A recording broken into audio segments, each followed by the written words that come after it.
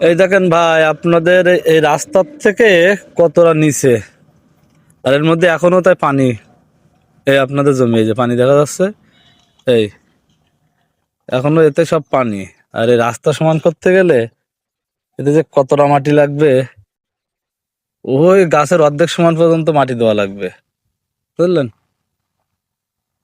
এই ফালি, এই যে পানি দেখা যাচ্ছে, এটা হচ্ছে আপনাদের জমি। এখন বর্ষা নেই, তাও পানি বেঁধে আছে, বুঝলেন? আর এই টুটার হচ্ছে রাস্তা। এই হারুনবার খামার, ওই যে দেখা যাচ্ছে হারুনবার খামার, এটা হারুনবার খামার।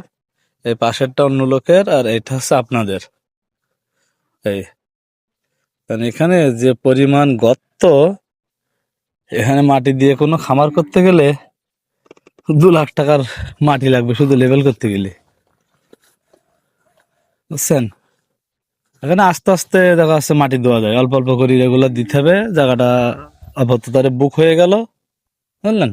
এইভাবে কাজ করা যায়। তাছাড়া এখানে আপনার মাটি দিয়ে কোনো কিছু তাৎক্ষণিক করা যাবে না, কোনো কাজ করা যাবে না।